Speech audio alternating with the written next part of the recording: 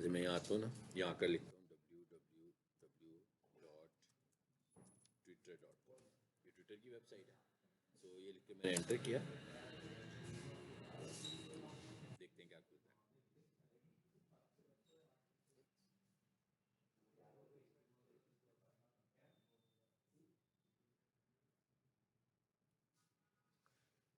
ठीक है ना, ये खुल गया ना। मिसाल के तौर पर मैं ये कहता हूँ रीडायरेक्ट का मतलब ये है कि यहाँ मैं लिखूँ www.geo.tv, तो जब मैं लिख के एंटर करूँ तो जियो की वेबसाइट ना खुले बल्कि ARY की वेबसाइट खुल जाए। तो इसका मतलब क्या हुआ, एक जगह से दूसरी जगह चला गया वो। ठीक है ना, इसको हम बोलते हैं रीडायरेक्ट करना, कि हम वेबसाइट कोई और लिखें और खुल कोई और जाए। और मिसाल के तौर पर अब ये जो रीडायरेक्ट होते हैं हमारे पास, ये कितनी तरह के होते हैं, ये तो बता दिया ना आपको रीडायरेक्ट क्या होता है। Redirect is a way to send both users and search engine. Search engine का मतलब होता है क्राउलर, ठीक है, to a different URL from one originally requested. कहता है भाई जिस URL को वो टाइप करेंगे कि भाई इस पर ले जाओ, उसकी बजाय वो किसी और पर चला जाए, तो इसको हम बोलते हैं रीडायरेक्ट करना। अब ये क्यों करते हैं, ये भी हम समझते हैं कि इसकी ज़रूरत हमें क्या पड़ रही है। अब वो हमें कहता है कि भाई रीडायरेक्ट दो तरह के होते हैं। एक होता है 301 नंबर से हम इन्हें पहचानते हैं, और एक होता है 302। अच्छा, 301 वाला जो होता है उसके आगे देखें क्या लिखा हुआ है, मूव परमानेंटली, यानी ये कौन सा रीडायरेक्ट है जो परमानेंटली एक जगह से दूसरी जगह चला जाता है। और 302 कैसा होता है, टेम्परेरी होता है, जो वक्ती तौर पर हमें एक जगह से दूसरी जगह पर मूव कराता है। इसकी एग्जांपल क्या है, इसकी एग्जांपल ये है कि फॉर एग्जांपल एक कंपनी जो है वो बहुत पुरानी चल रही है। जैसे मैं कहूँ भाई मेरा एक क्लाइंट था, तो 88 में उसने अपनी वेबसाइट बनाई, बिजनेस स्टार्ट किया, और उसकी कंपनी का नाम था dastagir-engineering.com। अब क्या हुआ, अब ये हुआ कि भाई बहुत सारे साल गुजर गए, अब उसके बच्चे भी बड़े हो गए, तो उन्होंने कहा भाई कंपनी का नाम दस्तगीर इंजीनियरिंग नहीं रखना, हमने कोई और रखना है। अब उनकी वेबसाइट तो इतनी पुरानी चलने लगी हुई है, तो अब वो क्या करेंगे, उन्होंने कंपनी का नाम तो चेंज कर लिया, अपना कोई भी नाम रख लिया, ABC कोई भी नाम रख लिया, या DC किचन रख लिया, चलो हम कहते हैं। अब क्या होगा, जब उन्होंने अपनी कंपनी का नाम चेंज किया, तो अब ये होगा कि वेबसाइट तो उनकी पुराने नाम से चल रही है। अब वो क्या करेंगे कि एक और डोमेन खरीदेंगे, एक और होस्टिंग खरीदेंगे। किस तरह खरीदेंगे, नए नाम के साथ, कि जो भी उनका नया नाम है, और वो पुराने पुराने नाम को भी ख़त्म नहीं करना चाहते। वो चाहते हैं जिन लोगों को दस्तगीर इंजीनियरिंग का पता है वो भी रहे। अब जो बंदा दस्तगीर इंजीनियरिंग लिखेगा, बिल्कुल ट्विटर की तरह, जो बंदा dastagir-engineering.com लिखेगा तो वो कहाँ चला जाएगा, DC किचन पर। डाटा एक ही होगा, यानी डाटा नहीं चेंज करेंगे, वो उसी को स्विच करके उस पर ले जाएंगे। लेकिन फ़ायदा क्या हुआ कि वो पुराने लोग भी जानते हैं कि पुराने लोग जानते हैं दस्तगीर इंजीनियरिंग, नए लोग जानते हैं DC किचन, तो दोनों नाम लिखने से एक ही जगह पर आ रहा है। यानी बेसिकली वो दस्तगीर इंजीनियरिंग का डाटा ही उन्होंने कहाँ पे शिफ्ट कर दिया, DC किचन पर। अब उन्होंने दस्तगीर इंजीनियरिंग को मूव करवाना है DC किचन पर। इस मकसद के लिए वो कौन सा लगाएंगे, रीडायरेक्ट, परमानेंट रीडायरेक्ट। वो टेम्परेरी से तो काम नहीं होगा, परमानेंटली रीडायरेक्ट लगाएंगे। एक तो ये तरीका होता है, जैसे एग्जाम्पल है कि ओरिजिनल क्या है जी, example.com, ठीक है। अच्छा ये देखें, अब ये दूसरी एग्जांपल क्या आ रही है, HTTP और HTTPS। ये हमने प्रीवियस क्लास में SSL को भी शायद डिस्कस किया था कि भाई वेबसाइट को प्रोटेक्टेड होना चाहिए, डिस्कस किया था ना। और वो कैसे पता लगता है कि हमारी वेबसाइट पे अगर लॉक लगा हुआ आ रहा होता है तो उससे हमें लग रहा होता है कि भाई ये वेबसाइट प्रोटेक्टेड है। ये मैंने खोली नहीं है, जो खुली है उसको देख लो, ये लॉक आ रहा है तो ये प्रोटेक्टेड है। जिसके साथ लॉक नज़र नहीं आ रहा होता वो प्रोटेक्टेड नहीं होती। जैसे अभी मैंने खोला था, एरर आ रहा था ना, उस पर रेड कलर का ये निशान आ रहा था, सस्पिशियस वेबसाइट शो कर रहा था यहाँ पर जब मैंने खोला तो शायद खुला भी हो ये, लेकिन क्या लिखा हुआ है, नॉट सिक्योर। तो इसका मतलब क्या हुआ कि ये वाली साइट जो है ये प्रोटेक्टेड साइट नहीं है। और वो दूसरी वाली साइट, कौन सी वाली साइट प्रोटेक्टेड है, ये यहाँ पे लॉक बना हुआ है, इसका मतलब है कि ये प्रोटेक्टेड है, ये प्रोटेक्टेड है, ये नॉट सिक्योर लिखा हुआ है, और क्रॉस भी लगा हुआ है कि भाई ये HTTPS पर नहीं है। HTTPS का मतलब SSL, इसका मतलब ये होगा कि SSL इस पर नहीं लगी हुई। अब हमें क्या करना है, SSL परचेज करनी है। अब हमें SSL परचेज करनी है इसके लिए। अब आ जाते हैं इस पर वापस स्लाइड पे। तो इसका मतलब क्या हुआ कि दो वजह हो सकती हैं जब हम 301 का रीडायरेक्ट लगाएंगे। फॉर एग्जांपल एक बंदे ने 1 साल पहले वेबसाइट बनाई, वेबसाइट तो ले ली, होस्टिंग भी ले ली, डोमेन भी ले ली, लेकिन वेबसाइट को सिक्योर नहीं किया, तो उसकी वेबसाइट कैसे चल रही थी, नॉट सिक्योर में चलने लगी हुई थी। अब उसने क्या कहा, अब उसने होस्टिंग कंपनी के पास गया और उसने कहा भाई मुझे तो SSL भी चाहिए, तो उसने SSL भी परचेज कर ली। अब जब उसने SSL परचेज की तो अब उसके दो वर्जन हो गए, जो वेबसाइट सिक्योर होगी वो HTTPS पर होगी, और जो वेबसाइट अनसिक्योर होगी वो HTTP पर होगी। तो जब तक उसने SSL परचेज नहीं की थी वो HTTP पर थी, जब उसने SSL परचेज कर ली तो वो HTTPS पर आ गई। यस अब इस वक्त, अब इसका मतलब क्या हुआ, फिर वेबसाइट के तो दो एड्रेस हो गए ना, एक एड्रेस हो गया HTTP के साथ और एक एड्रेस हो गया HTTPS के साथ। अब दो तो नहीं खुलनी चाहिए ना, एक ही खुलनी चाहिए। अब हम क्या करेंगे, अब फिर हम यहाँ पर आकर 301 का रीडायरेक्ट लगाएंगे कि भाई जो हमारी HTTP की वेबसाइट है उसको क्या कर दो, HTTPS कर दो। ठीक है, ये पर्पज होता है 301 का, समझ में आ गया।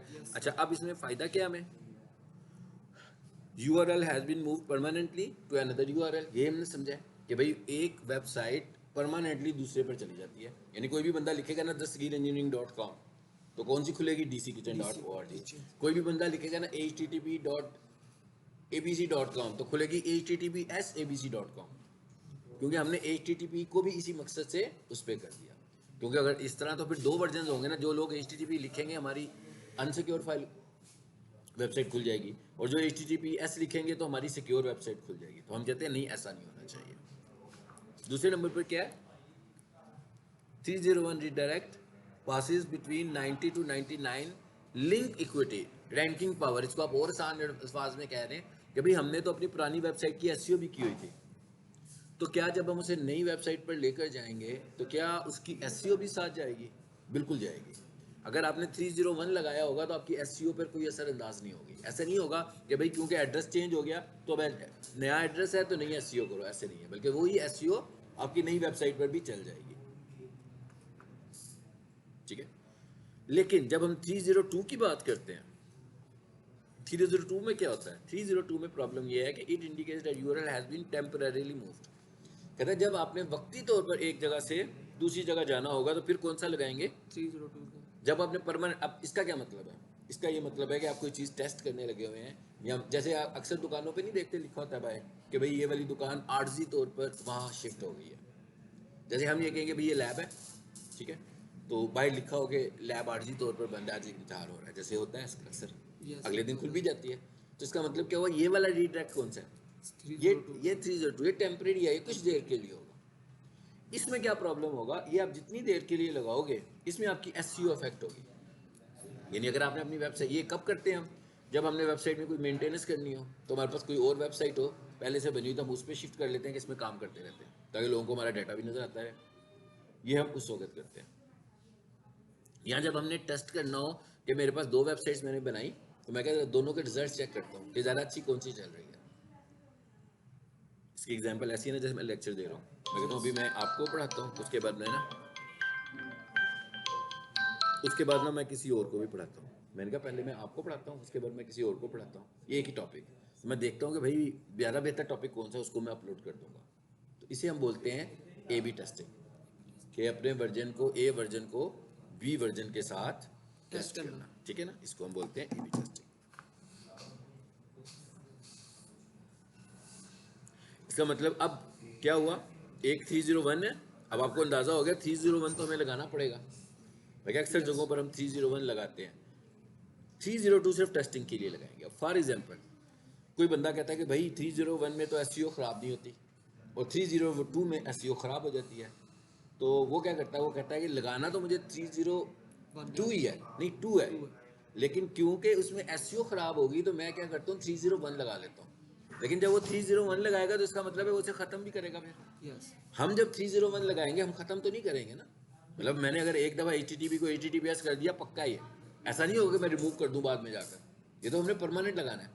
जब मैं एक वेबसाइट से दूसरी वेबसाइट पे शिफ्ट कर रहा हूँ इसका भी मतलब है कि मैं परमानेंट कर रहा हूँ, वापस नहीं आना हमने।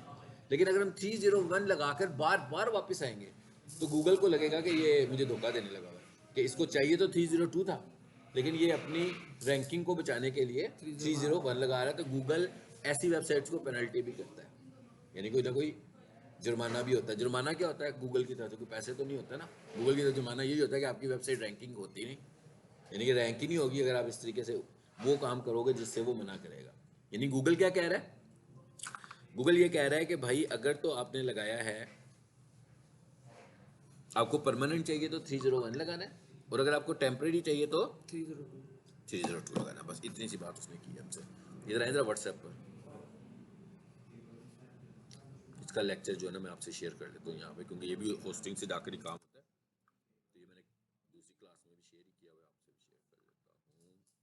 आई थिंक सो 282 में होगा इसमें।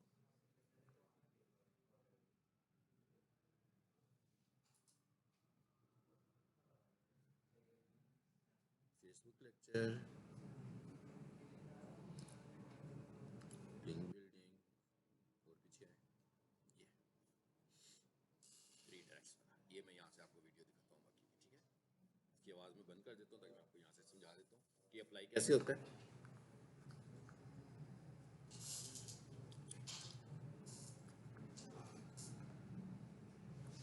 यही वाला लेसन है, ठीक है। ये मैं अपलोड भी यही करूँगा आपका। ये भी मैं जो बता रहा हूँ,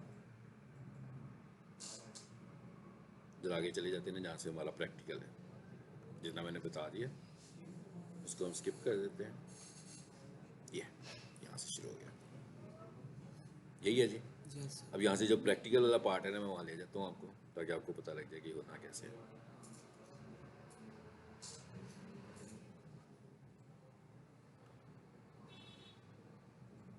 इसके लिए भी मुझे क्या करना है, अब ये लगता कैसे है, ये वेबसाइट पे तो लगना नहीं है, ये भी होस्टिंग पे लगना है।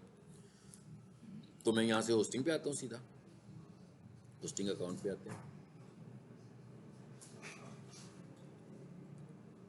ये यूज़र यहाँ पे लॉगिन हुआ है इस जगह पे। थोड़ी सी मैं वीडियो की स्पीड बेशक तेज़ कर देता हूँ। ये देखिए वही आ रहे हैं सर्विसेज में, यहाँ से लॉगिन हो जाएगा।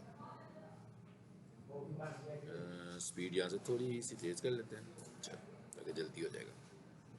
अब ये देखें वही जगह पे जा रहा हूँ, लॉगिन तो cpan है जो भी जा रहा था, जहाँ नहीं लेकर जा रहा था मुझे, ठीक।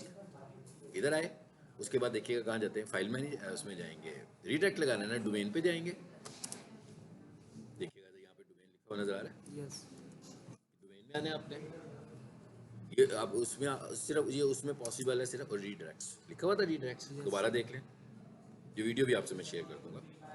लेकिन cpanel ये घर से करूँ ना तो ऑपरेट हो जाता है, ये बाहर से करूँ तो नहीं आता। अच्छा, वही वाला अकाउंट है हालांकि, देखें जी विशाखा ही वाला ही है। उसके बाद आपने यहाँ से डोमेन, डोमेन के अंदर रीडायरेक्ट, ये वाला यहाँ पे क्लिक करेंगे। अब ये रीडायरेक्ट लगता कैसे है, ये देखें ऊपर लिस्ट में आ रहे होंगे दो लिखे हुए नजर, इस वक्त शो कर रहा है कि लगा हुआ है कि साकाई का, कि लगा हुआ है ना। अब कहते हैं यहाँ पर आओ, टाइप पर आएंगे, यहाँ पर 301 और 302 लिखा हुआ है। कहता है कौन सा लगाना है, बहुत सिंपल सा है, चूज कर लिया हमने ऊपर से। दूसरे नंबर पर क्या कहता है, किस वेबसाइट पे लगाना है।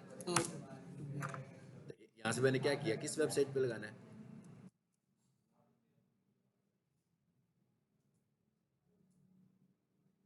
क्या कहा मैंने, क्या लगाना है हमने, TTPS। जी मैं कह रहा हूँ मेरे पास जितने भी डोमेन है, अगर कोई खास डोमेन को मैंने चूज करना होता तो मैं यहाँ से उस डोमेन को चूज कर लेता। इधर इधर वापस, जी दोबारा देख लो,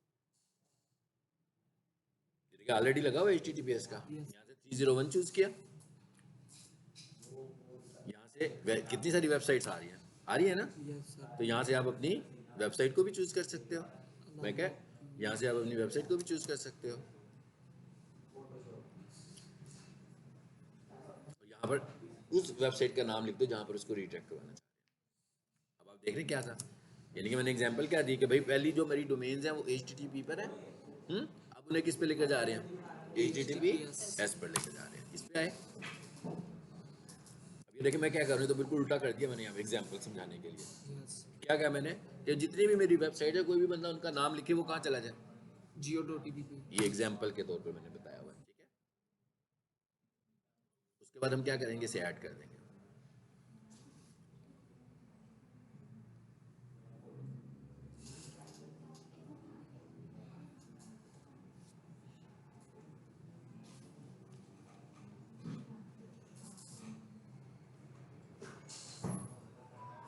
ठीक, समझ आ गई बात, ऐड कर दिया उसको। बस सिंपल, ऐड का बटन दबाया तो ऐड हो गई। अब होगा क्या, कोई भी बंदा वेबसाइट का नाम लिखेगा, कहाँ चला जाएगा, वो सीधा geo.tv पर। लेकिन ये सेटिंग कहाँ पर होती है, ये सी पैनल में जाकर किया हमने, सी पैनल में गए थे, सी पैनल के अंदर डोमेन में गए थे। दोबारा देखें कहाँ मैं आया हूँ, आखिरी इतने हिस्से में है ये वीडियो, सिर्फ कितने हिस्से में है जी, यहाँ से आगे अगर वो भी आ गया,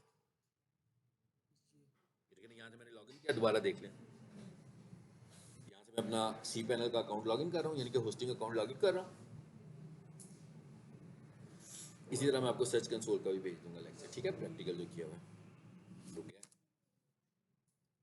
ये लॉगिन सर्विसेज,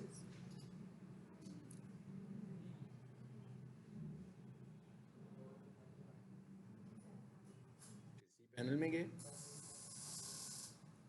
उसके बाद कहाँ जाना है, डोमेन में जाना है। ये सारा उसका एप्लीकेशन है, ठीक है, जिससे हम अपनी होस्टिंग कंट्रोल करते हैं, पूरी कमांड है उसकी। ये डोमेन, वो आगे रीडायरेक्ट लिखा हुआ है,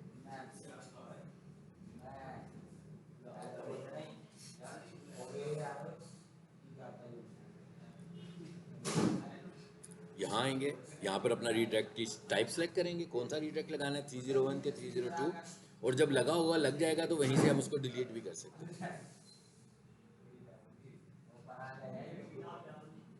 देखिए आ गया, और उसके बाद यहाँ से ऐड का बटन दबा देंगे बस। और एक और चीज़ देखें, ये लिखा हुआ है नीचे, कितना कुछ लिखा हुआ है, यस सर, www के साथ रीट्रैक करो, रीट्रैक विद और विदाउट www, इस ऑप्शन को हमने चूज़ किया हुआ है। उसके बाद नीचे से इसको भी ऑन कर देना है आपने, वाइल्ड कार्ड्स को। इसका क्या मतलब है, इसका ये मतलब है कि कोई भी बंदा वैसे ही कोई वाइल्ड कार्ड यूज़ करते हुए भी आपकी वेबसाइट का नाम लिखे ना, जैसे स्टैरिक वगैरह लगाता है, तो वाइल्ड कार्ड लिखे हों या सिर्फ लिखे इसहाक आई, तो भी मेरी वेबसाइट ही खुल जाए। तो इसे भी हम ऑन कर देते हैं, हाँ, इसको भी हम ऑन कर देते हैं, ठीक है। यानी कि पूरा एग्जैक्ट नाम ना लिखे, बल्कि वाइल्ड कार्ड को यूज़ करता हूँ, ठीक है। जैसे वो ना लिखे ISHA और आगे लगा दे स्टैरिक, या आगे लगा दे क्वेश्चन मार्क, तो वो रिकग्नाइज कर लेगा कि इसके आगे क्या है, क्यों है, क्योंकि हमने ऑप्शन कौन सी की, वाइल्ड कार्ड वाली। नहीं करेंगे तो पिन नहीं करेगा, यस ठीक है।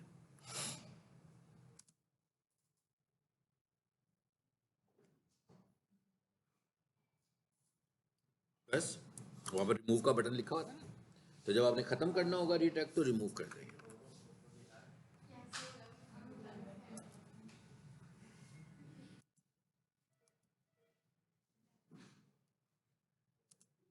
ये डिलीट, डिलीट का बटन आ रहा है।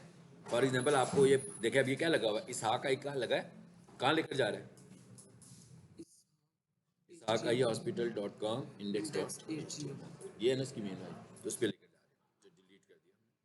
जब आपको ये नहीं चाहिए होगा तो यहाँ से हम इसको डिलीट कर दिया। ठीक है, समझ आ गई बात की। ये था हमारा, सर आपने में लॉगिन किया हुआ तो क्या हम ये कर सकते हैं सी पैनल में जाकर कि नहीं, ये नहीं कर सकते, ये हमें खुद से खरीदना पड़ेगा सर। देखो इधर हुआ ही नहीं है जी ये वाली रिकॉर्डिंग, मुझे घर जाके करनी पड़ती है, पता नहीं क्यों यहाँ से होती नहीं है। मैं लॉगिन, दूसरा मैंने 2 अकाउंट है ना, मैं यस दोनों को खोल रहा हूँ, दोनों ही नहीं लॉगिन करने दे रहे मुझे यहाँ पे ना। पता नहीं कोई सिक्योरिटी इशू है कि क्या, क्या उसने पैक पिक किया होता है मेरा, यहाँ शायद हाइबरनेट किया हुआ है। अदरवाइज अगले लेक्चर में देखेंगे, वो शट डाउन करके ऑन करके देख लेंगे, अगर उस पर चल गया ना यस आपको मैं खोल के दिखाऊंगा। चलो जब आ जाते हैं आगे, अगली क्लास पे आ जाते हैं, अगला टॉपिक क्या है।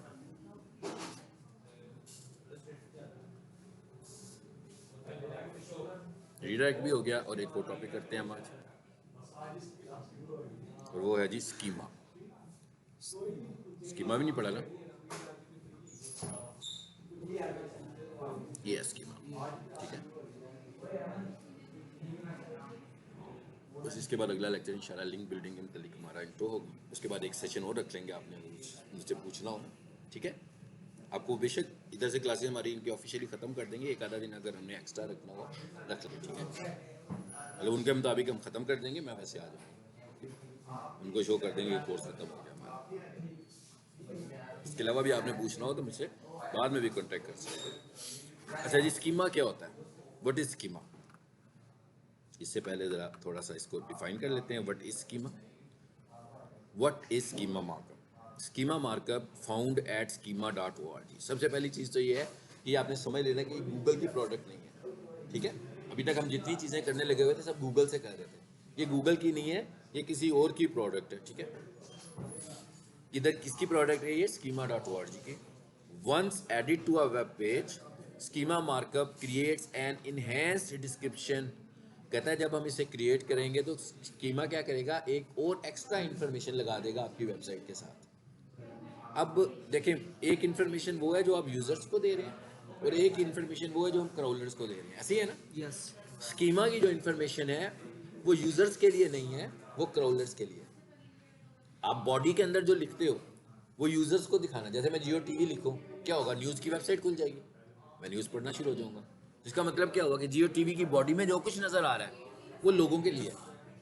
लेकिन स्कीमा में जो कुछ हम देने लगे हैं वो लोगों के लिए नहीं दे रहे हैं, बल्कि किसके लिए दे रहे हैं, क्राउलर के लिए दे रहे हैं। कि भाई क्राउलर को हम कुछ समझाना चाह रहे हैं। क्या समझाना चाह रहे हैं? क्राउलर को हम ये समझाना चाह रहे हैं कि भाई ये हमारी वेबसाइट है ना, हम इसके मुतालिक आपको डिटेल्स बताने लगे हैं कि हमारी वेबसाइट किस चीज़ के मुतालिक है, ताकि जो लोग भी अगर कुछ क्यूरी करें, कोई लोग इन्फॉर्मेशन लें, तो उनको मेरी वेबसाइट का पता लग जाए। अगर कोई बंदा कोई क्यूरी करे तो उन्हें पता लग जाए मेरी वेबसाइट किस चीज़ के मुतालिक है। यानी मैं स्कीमा को बता रहा हूँ। क्या बताऊँगा, मैं कहूँगा भाई ये मेरी एक कॉलेज है पीक सॉल्यूशंस, तो मैं स्कीमा को बता दूंगा कि ये एक एजुकेशनल बिजनेस है। मैं स्कीमा को बता दूंगा कि ये हमारा एड्रेस है। मैं स्कीमा को बता दूंगा कि ये मेरा मोबाइल नंबर है। मैं स्कीमा को बता दूंगा कि ये मेरी सोशल प्रोफाइल्स हैं। अब ये स्कीमा को मैं बता रहा हूँ इस दफ़ा सब कुछ। स्कीमा की मदद से मैं किसको बता रहा हूँ, क्राउलर को बता रहा हूँ। अब क्या होगा, कोई भी बंदा एजुकेशनल अकेडमीज को ढूंढ रहा होगा तो गूगल को पता लग जाएगा स्कीमा की मदद से। गूगल को स्कीमा की मदद से पता लग जाएगा। क्या पता लग जाएगा कि भाई कोई भी बंदा ये क्या ढूंढने जा रहा है, एजुकेशनल अकेडमी, तो स्कीमा के पास तो चला गया ना कि भाई एजुकेशनल अकेडमी मैं ही हूँ। अब स्कीमा क्या करेगा, हमें रिटर्न कर देगा। नीचे आए जरा, इसको हम क्या बोलते हैं, इनहेंस्ड डिस्क्रिप्शन।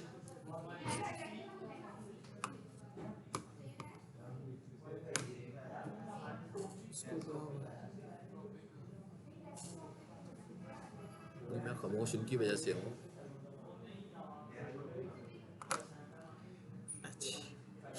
अब आप ये देख रहे हो, जैसे किसी ने कोई बंदा सर्च किया है, कोई भी चीज़ सर्च किया है, तो कितनी सारी एक्स्ट्रा इन्फॉर्मेशन नीचे आ रही है। आ रही है ना, एक्स्ट्रा इन्फॉर्मेशन नीचे आ रही है। इस सारी इन्फॉर्मेशन को हम बोल रहे हैं, ये है इनहेंस डिस्क्रिप्शन। और ये कौन दे रहा है, ये स्कीमा दे रहा है। इसको इनहेंस डिस्क्रिप्शन भी बोलते हैं और इसको रिच स्निपेट भी बोलते हैं। टेक्निकली इसको रिच स्निपेट बोलते हैं और समझने के लिए हम कह रहे हैं इनहेंस डिस्क्रिप्शन। क्या अब डिस्क्रिप्शन बढ़ गई है हमारी वेबसाइट की इसकी वजह से, तो ये सारी चीज़ें वो हमें देने लगा हुआ है। एक्स्ट्रा इन्फॉर्मेशन दे रहे हैं कितनी सारी। असल में तो यूआरएल तो ये आ गया ऊपर, लेकिन इसके नीचे कितना कुछ आ रहा है सारा एक्स्ट्रा।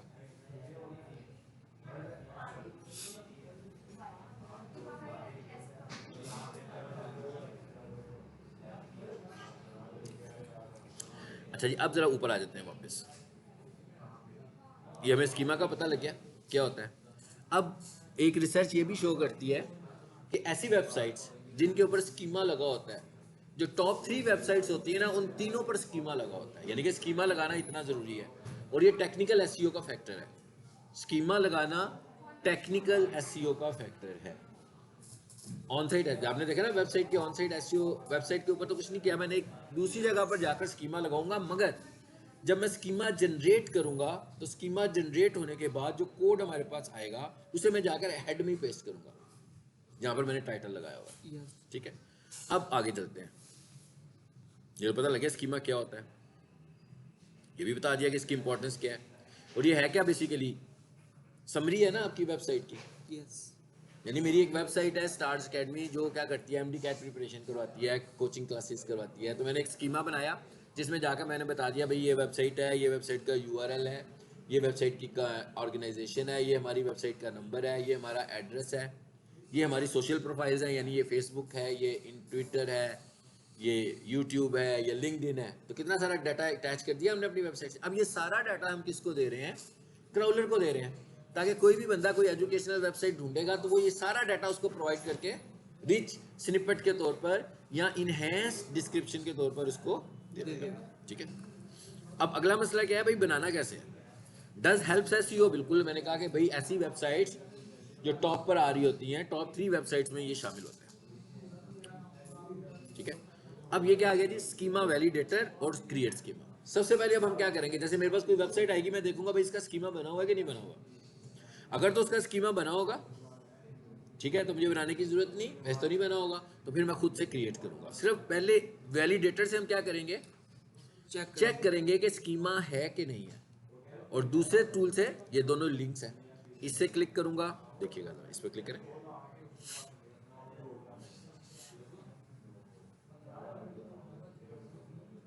इधर आ गया। क्या कहता है? कहता है अपनी वेबसाइट का नाम बताओ जिसको आप चेक करना चाहते हो। यहाँ पर मैं कुछ लिखता हूँ वेबसाइट में, देखते हैं जरा। जैसे ये स्टार्स ईडीयू है, चेक करते हैं इसका स्कीमा है। अभी आ जाएगा सामने result। क्या कहता है? No item detected.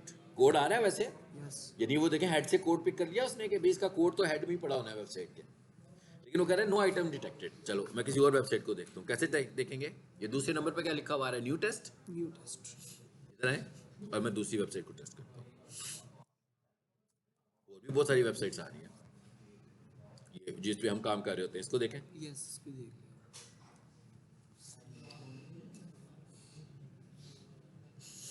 क्या मतलब है? देखिए ना, कहता है भाई इसको स्कीमा आपने कैसे बनाया हुआ है? लोकल बिजनेस के तौर पर बनाया हुआ है स्कीमा। सारा स्कीमा क्रिएट हुआ हुआ है। अब आप देख रहे हो इसमें सारी इन्फॉर्मेशन हमने दी हुई है कि भाई ये क्या है, ये लोकल बिजनेस है, ये वेबसाइट का यूआरएल है, ये कंपनी का नाम है, ये उसका इमेज इस जगह पे पड़ा हुआ है, ये उसका यूआरएल है, ये उनका मोबाइल नंबर है, ये उसका फेसबुक है, ये उसका ट्विटर है, ये उसका लिंक्डइन है, ये उसका यूट्यूब चैनल है। सब कुछ डिटेल्स दे दी हमने। ये सारा डाटा मैंने किसको प्रोवाइड किया? क्राउलर को। वेबसाइट में तो ऑलरेडी ये सारा डाटा मौजूद है, ताकि कोई भी बंदा इस तरह की कोई इन्फॉर्मेशन मांगेगा तो क्राउलर हमें रेकमेंड कर दे। पता लग गया? सर ये स्कीमा हेड में लगेगा ना जाके हेड बिल्कुल, ये सारे का साथ देखिए, इधर नजर भी आ रहा होगा कि ये हेड में लगा हुआ है। ये वेबसाइट का हेड नजर आ रहा है हमें। ये देखें, ये कहाँ से स्कीमा लगना शुरू हुआ है, यहाँ से, यहाँ से लाइन नंबर 11 से। स्क्रिप्ट टाइप ये हमने नहीं देना, ये खुद ब खुद जनरेट होगा। आपने सिर्फ इसे कॉपी करना है और हेड में पेस्ट कर देना है। यानी कि कोड हमने नहीं लिखना ना, कोड हमें समझने की जरूरत है। ठीक है, अब आ जाते हैं दूसरे हिस्से पर। वो क्या था? How to create schema. पहले तो हमने देखा ना देखना कैसे है। देखने के लिए हमने वैलिडेटर यूज किया, और बनाने के लिए हम ये वेबसाइट पर जाएंगे, रैंक रेंजर पर। ये मैं आपसे शेयर कर दूंगा, ठीक है? ये वेबसाइट को याद रखना आपने, यानी कि इनके नाम आपको पता होने चाहिए ना। यस कि कहाँ से मैं चेक कर रहा हूँ। यहाँ तो चेक नहीं हो रहा ना, एक वेबसाइट पे जाकर चेक हो रहा है। ये देखिए, पहले मैं किस साइट पर आया हूँ? validator.schema.org पर। अब मैं किस पर आया हूँ? rankranger.com schema markup generator. चलो जिसे बंद करो जरा पहले। अब वो क्या कहता है? कहता है हाँ जी, अब यहाँ पर आकर अब अपना स्कीमा क्रिएट कर लो। ठीक है, सबसे पहले वो हमसे क्या पूछता है? Which schema would you like to create. चले मैं एक एग्जाम्पल के तौर पर जो ना एक स्कीमा बनाने लगा। तो क्या कहता है, किस तरह की वेबसाइट है आपकी? ये देखें, लिस्ट आ रही है कितनी बड़ी, कि भाई आपकी वेबसाइट आर्टिकल टाइप की है, यानी कि उसमें इंफॉर्मेशन लिखी हुई है। कोविड ये उस वक्त था जब कोविड आया था। कोई इवेंट है, कोई FAQ पेज है, फ्रीक्वेंटली आस्क्ड क्वेश्चंस का पेज है, हाउ टू पेज है, जॉब पोस्टिंग है, लोकल बिजनेस है, ऑर्गेनाइजेशन है, पर्सन है, प्रोडक्ट है, रेसिपी है, वीडियो है, वेबसाइट साइट लिंक्स वाली है। हम कहते हैं भाई हमारी जो है ना वो लोकल बिजनेस है। चलो ठीक है, हम प्रोफेशनल किचन का ही दोबारा से एक दफ़ा क्रिएट कर लेते हैं, या कारपेट वॉशिंग का क्रिएट कर लेते हैं। ठीक है ना, कारपेट वॉशिंग वाले का स्कीमा क्रिएट कर लेते हैं। तो इधर आया मैं, और इधर आकर मैंने लिखा हसीब कारपेट। इसको मैं अप्लाई भी कर सकता हूँ क्योंकि अभी मैंने लगाया भी नहीं है। मैंने लिखा भी इसका नाम क्या है जी? Haseeb carpet washing services, company का नाम ये है। अच्छा, उसके बाद क्या कहता है? इमेज URL आपका कहाँ पड़ा हुआ है? ठीक है, अब मैं क्या करूँगा, उसकी वेबसाइट का URL दूंगा ना। इसकी वेबसाइट का URL मुझे जुबानी याद नहीं, मैं यहाँ लिखी है। सोफा कारपेट वॉशिंग सर्विसेज नहीं है, ये वाला नहीं है, कारपेट सोफा क्लीनर ये वाला। हाँ ये, इसको राइट क्लिक करें, इसको कॉपी करें और वापस स्कीमा में आ जाए। तो यहाँ से आपसे क्या पूछ रहा है? वो आपसे पहले URL दे देते हैं। URL का मतलब है वेबसाइट का एड्रेस। यहाँ का मैंने इसको पेस्ट कर दिया, लगा दिया। उसके बाद ऊपर एक और आ रहा है, इमेज URL। इमेज URL भी दे दें तो अच्छी बात है। ये कौन सा होता था? हाँ जी, इमेज URL का मतलब है कि आपका फेविकॉल उसने पिक करना है ना। अच्छा, कहते हैं इमेजेस कहाँ पड़े हुए हैं आपके? आपको पता नहीं इमेजेस कहाँ होते हैं वेबसाइट में? मैंने बताया हुआ है कहाँ होते हैं। इमेजेस वेबसाइट के अंदर इमेजेस के फोल्डर में। ठीक है, तो ये दो चीज़ें बताई मैंने। थोड़ा सा जूम छोटा कर लेते हैं।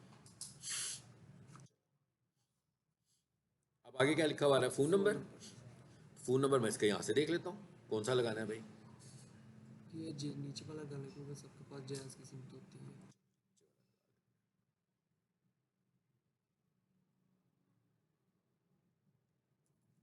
सी यहाँ आए या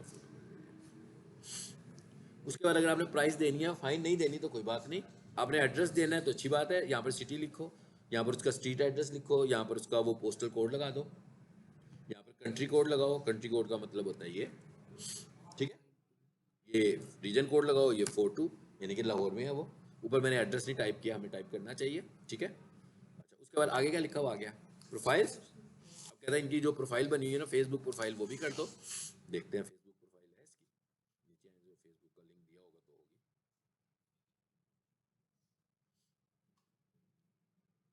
नहीं दिया हुआ यहाँ पे, अभी बनने वाला ये मैंने करना है इसका, फेसबुक नहीं लगाया हुआ इसने, नहीं लगाया हुआ ना, चलो फिर अब जो भी फॉर एग्जांपल मेरे पास फेसबुक प्रोफाइल है ना, मैं समझाने के लिए आपको यहीं से कोई प्रोफाइल पिक कर लेता हूँ, ये वाली पकड़ लेते हैं,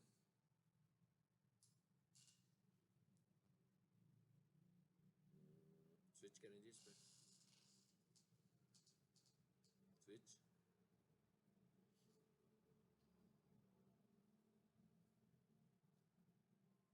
नहीं इसका नाम नहीं आ रहा, ये अच्छी इतनी बनी है, दूसरी ले लेते हैं कोई, इस पर क्लिक करो, दूसरा पेज ले लेते हैं कोई, ये ले लेते हैं नजीब एंड सन्स,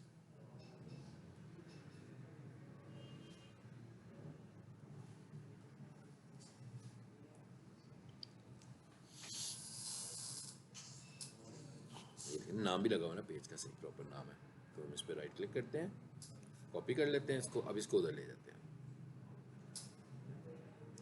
इधर ले जाते हैं स्कीमा में, यस और यहाँ आकर प्रोफाइल ऐड करने लगा मैं, और यहाँ इसको पेस्ट करता हूँ, आ गया।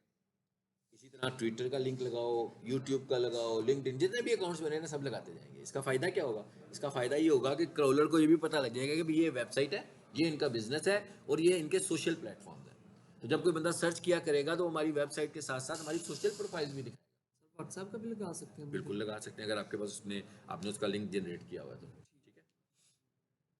अब आप ये देखें, मैं जो जो कुछ करता जा रहा था, राइट साइड पर देखो क्या हो रहा है, कोड बनता जा रहा ऑटोमेटिक कोड जनरेट होता जा रहा है, मैं उसे यहाँ पे डाटा प्रोवाइड कर रहा हूँ, उसका कोड जनरेट कर रहा है। अब आपने क्या करना है, यहाँ पर आना है, इसको कंट्रोल ए करो, और ऊपर कॉपी का बटन भी बना हुआ आ रहा होगा, आ रहा है कि नहीं आ रहा, ये कॉपी बस।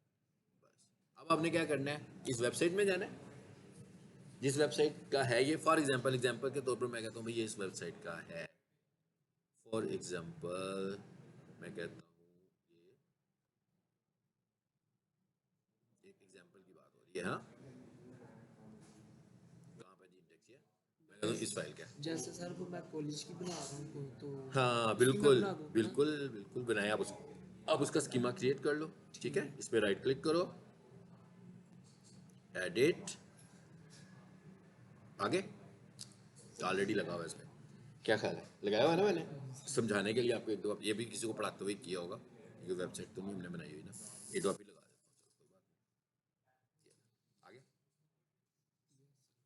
अब ये स्कीमा लग गया, इसका मतलब क्या हुआ कि अब हमने एक फैक्टर और अप्लाई कर दिया वेबसाइट की एसईओ का, हमने एक फैक्टर और अप्लाई कर दिया, ठीक है।